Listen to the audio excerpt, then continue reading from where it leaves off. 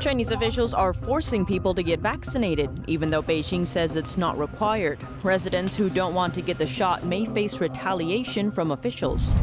Video shows a group of authorities forcing a farmer away from his field to get the jab. Heavy rains strike in Henan Province. The downpour led to a road collapse there. Beijing is keeping an eye on celebrities and their online fans. That's as the regime clamps down on a number of domestic business sectors, a move insiders say carries political goals.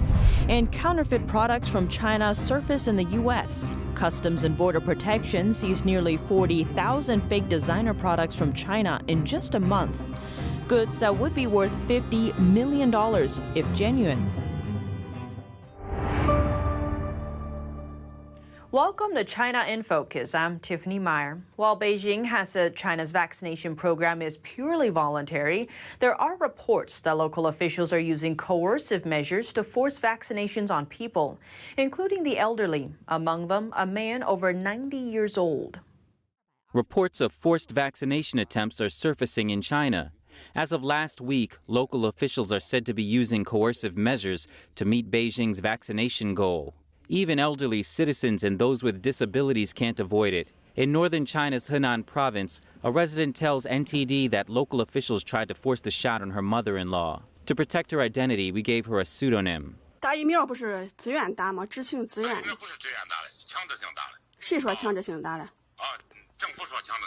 But China's National Health Commission has repeatedly noted that the country's vaccination program is voluntary. Chen says her mother-in-law is in her 70s and doesn't want to get vaccinated because of her already poor health. Yet local authorities came to their home and pulled the woman out of the house to get the shot. She got away from them, but officials then started threatening the family. Chen says she has disabilities herself, but after the incident, she had to stay with her mother-in-law at home, fearing the officials would return. In southeastern China's Fujian province, a resident says his friend had a stroke 10 years ago and could barely walk. Yet he too was made to get the vaccine. This is very dangerous. It could cost him his life. He couldn't even walk to the hospital, the 200 or 300 meters to get there. Jin says his friend's 93-year-old father was no exception. Being so old, it's better to not get the shot. He's had high blood pressure for 40 or 50 years. For Jin himself, local officials also came to his home. He explained his high blood pressure condition, but officials took little notice. Jin was made to get the shot. In other provinces, netizens report that in one case, local police falsely accused a person of taking drugs. That's after the person refused to get vaccinated. Beijing still says getting the shot is not required, but some incidents on the local level seem to suggest otherwise. A video circulating online shows what look like plainclothes authorities speaking to a local farmer, telling him he must get vaccinated on site. The farmer refused to get inoculated, but the man forced the issue. The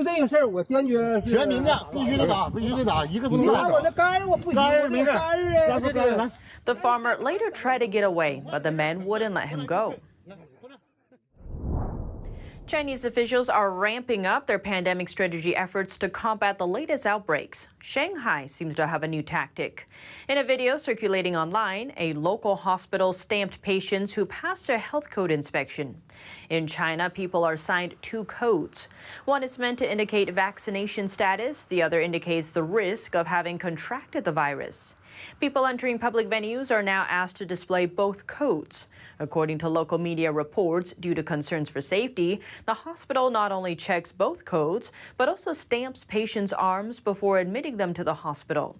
The report says the stamp, which reads dual code verified, tells hospital staff that both codes have been checked for that person. But Chinese netizens commented online, saying the stamp looks like something familiar, saying it's like a slaughterhouse stamping a pig. Why are Chinese officials coercing people into getting vaccinated? A resident in Shanghai City says he believes people are profiting off it. He told the Epoch Times he saw a document recently that indicates that the authorities, hospitals, police stations, and neighborhood managers are dividing revenue among them. That's related to increasing vaccination rates.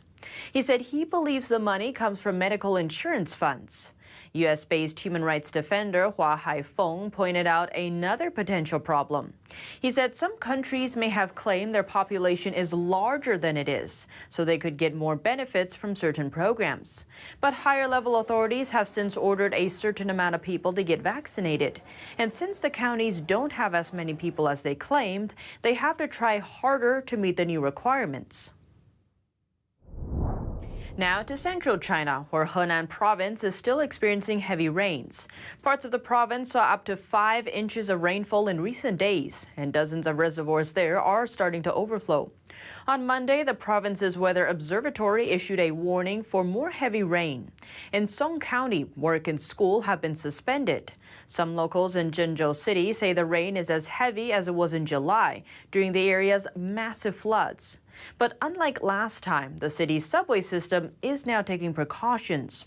Locals explain the transit system will stop operating in the case of heavy rain.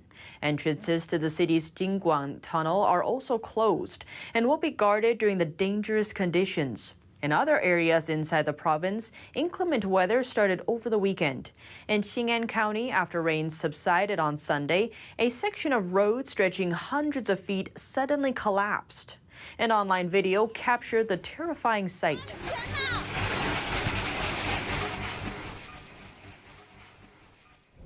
Chinese celebrities and online fans are finding themselves facing the wrath of Beijing, with social media accounts being shut down and celebrities disappearing from the internet. Insiders say the move could be politically driven.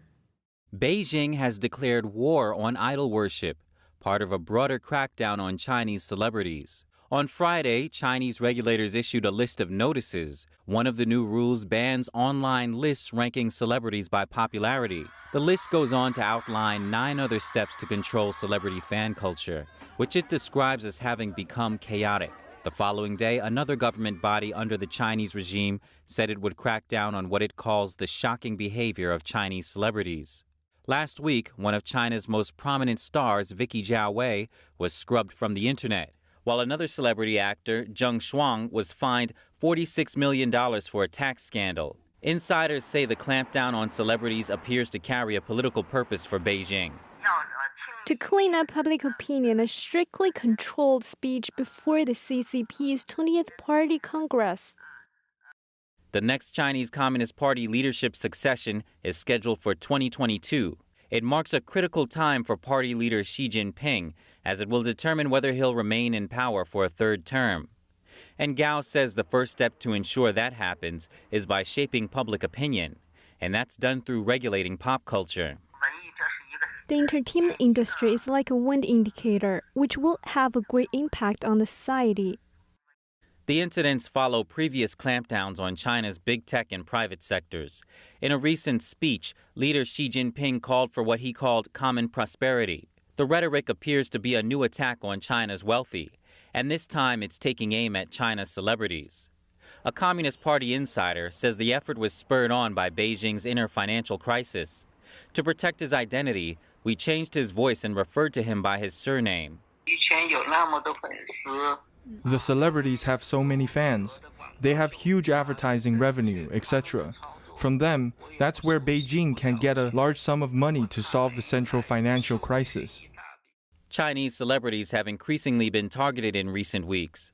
Among them, superstar singer-actor Chris Wu was arrested and detained following rape allegations. Wu is a Canadian citizen.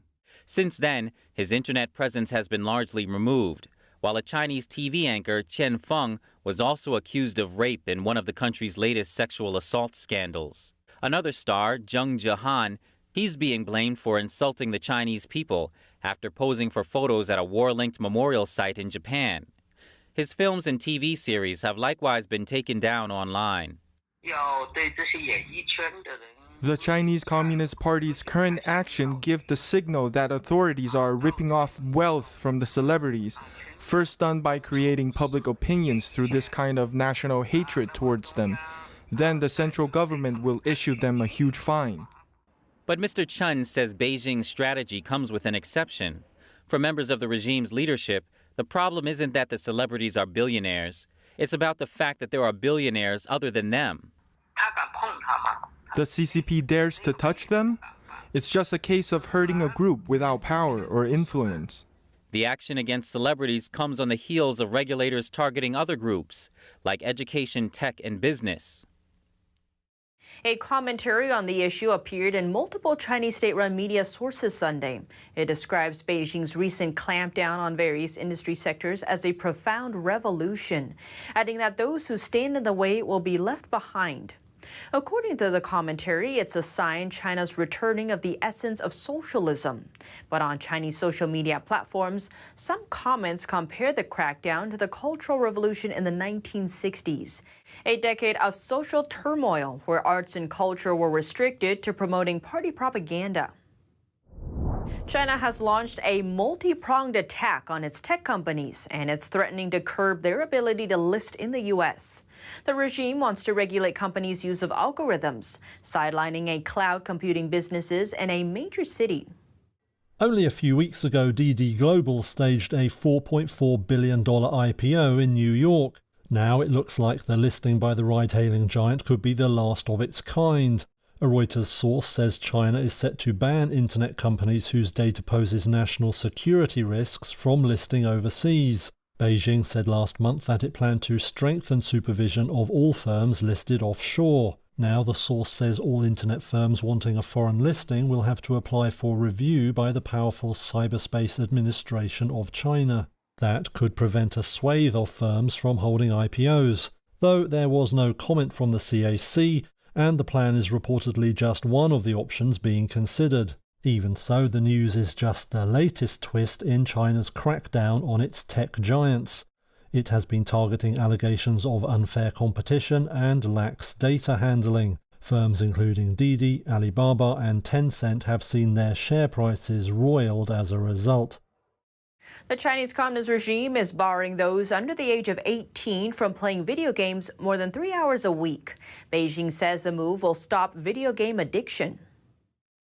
The restrictions announced on Monday control the days and times when Chinese youth can play video games. It's a huge hit to the global gaming industry, which caters to tens of millions of young players in China. Chinese regulators say gaming companies will be barred from providing services to minors outside designated hours and must put name verification systems in place. This further tightens 2019 rules that restricted video gameplay. Gaming companies could sense a crackdown was coming after Chinese state media criticized gaming addiction among young people. A number of Chinese sectors in China are facing regulatory pressure, and the list seems to be getting longer. From education to real estate, platform economy to online finance and cryptocurrency, plus tech companies eyeing IPOs and even cloud computing. The clampdown appears to have reached nearly every area. Among the latest to be hit, the entertainment industry, video game companies and celebrity fan clubs. So who's next? The private funds industry is now headed to the chopping block.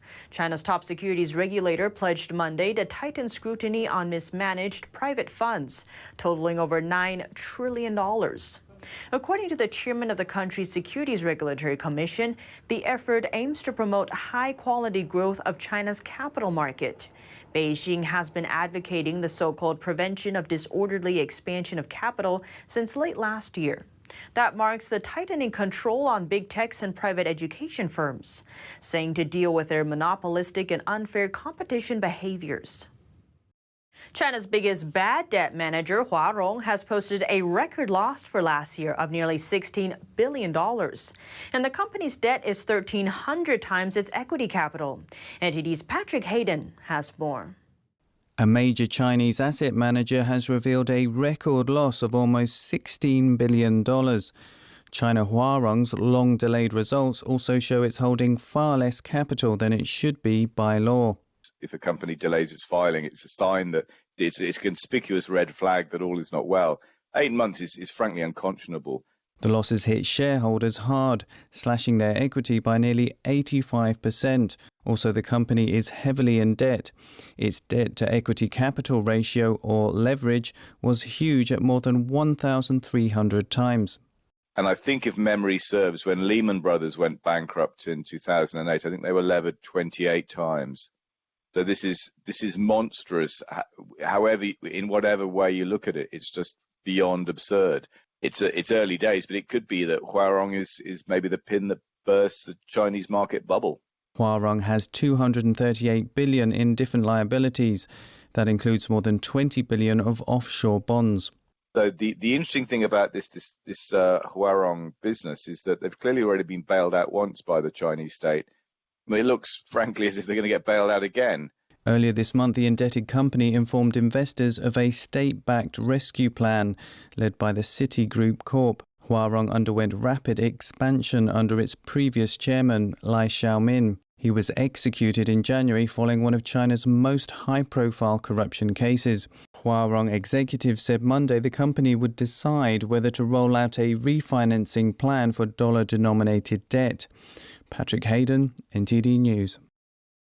The editor-in-chief of U.S.-based pro-democracy magazine Beijing Spring says Beijing is taking money from private companies to rescue state-run companies like Huarong. Jack Ma's Alibaba is one of these private firms. But this is not sustainable because there will come a time when these companies have no more funds remaining.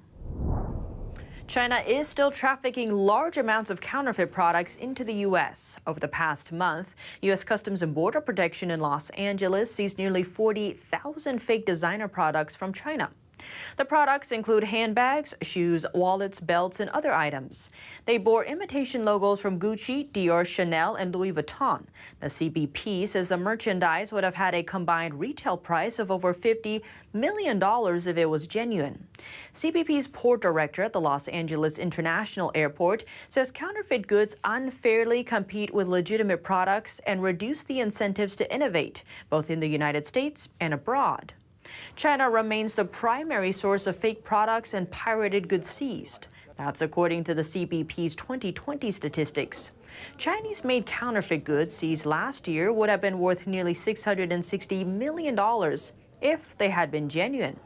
They accounted for 51% of the value of all seizures that year. Fake products from China also include counterfeit COVID-19 vaccination cards, fake FBI badges, and even fake U.S. currency. It's been 4 years since Chinese authorities arbitrarily arrested a Taiwanese citizen, but Taiwan has not forgotten him. A Taiwanese rights group is calling for his release on a day dedicated to the victims of enforced disappearances. NTD's Don Ma has more. August 30th is the International Day of the Victims of Enforced Disappearances. And in Taiwan, human rights groups are calling on the Chinese Communist Party to release a Taiwanese citizen who was arrested and temporarily disappeared in China 4 years ago. His name is Li Mingzhe. He is a supporter of rights activists in mainland China. Before he was arrested, he would send human rights books to his friends in China. Some books he sent were against the CCP's narrative, including one book that talks about the truth of the Cultural Revolution. In 2017, he entered China on a flight from Taiwan to Macau. Chinese authorities quickly arrested him on arrival. He was charged with so-called subverting state power and sentenced to 5 years in prison. The state of his health is currently unknown. In 2017, the Supreme People's Court of China labeled this case as one of the top 10 criminal cases of the People's Court. At a demonstration, the Taiwan Association for the Promotion of Human Rights called on China to release Li Mingzhe. Quickly release Li Mingzhe. Recognize your criminal actions. Will not give up and yield. It is a very inhumane atrocity. Why do we need to pay attention to Li Mingzhe? Because this is what the CCP fears most. The Secretary General of the rights group says others like Li Mingzhe have also been arbitrarily arrested. Not only Li Mingzhe, but also Li Mengju and Zhang Dingban has been arrested. The CCP government violated human rights by forcibly disappearing them and then depriving them of personal freedom. They were not given a fair trial. They may be tortured in prison, and their health may be in danger. Our last special report on Friday incorrectly stated which country has sovereignty over certain areas in Asia. India and China both lay claim to territory in the region, including Aksai Chin and parts of Pakistan-administered Kashmir. We regret the error. And that's all for today's China in Focus. Thanks for watching, and see you tomorrow.